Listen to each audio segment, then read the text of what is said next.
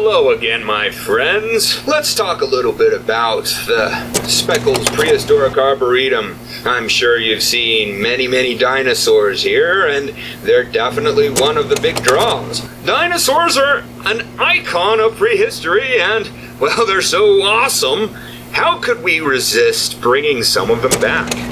But there's a lot more to prehistory than just the dinosaurs, and a lot of really interesting animals, and I'm sure you've seen some of them at the Speckles Prehistoric Arboretum. In fact, if you recall, I mentioned some just before you crossed the bridge.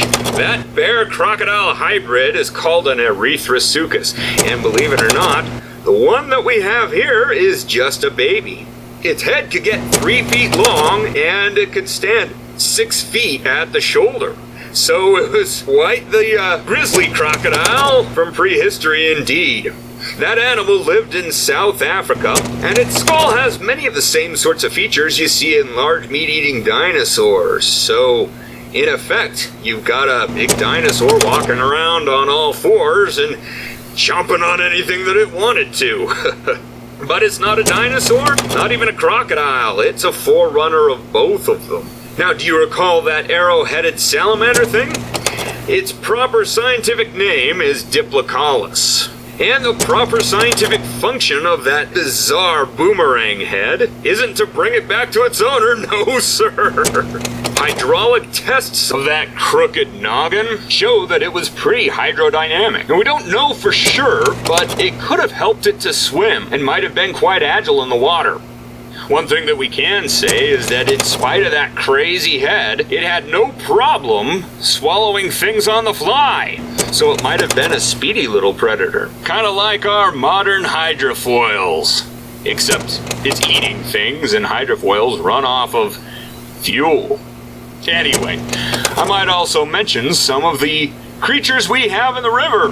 We've got our regular old Loch Ness monster over here in the form of Elasmosaurus. And then of course you can see Ophthalmosaurus, which is a type of ichthyosaur. That's not a dolphin, my friends. That thing was scaly. And it was related to lizards. It also has freakishly big eyes, so quite appropriate for Halloween. But probably my favorite sea monster would be even further down the river. That animal with the huge long neck is called Tanystropheus. And if ever there were a fly fisherman in Earth's history, that'd be it. Tanystropheus was a man's kind of lizard, practicing the manly art of angling.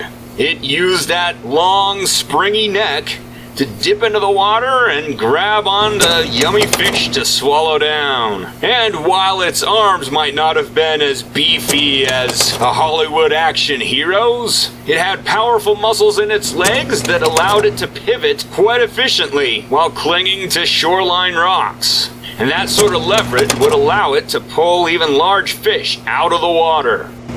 Why, now that I think of it, there are so many great non-dinosaurs here at the Speckles Prehistoric Arboretum that I could probably talk about them all night. Unfortunately, I just don't have the time, but that simply allows you, my friends, to explore freely when you get that next chance. So again, thanks for coming out to the Dinos in the Dark event tonight. Again, we wish you a safe journey home and inspiration to build an excellent future.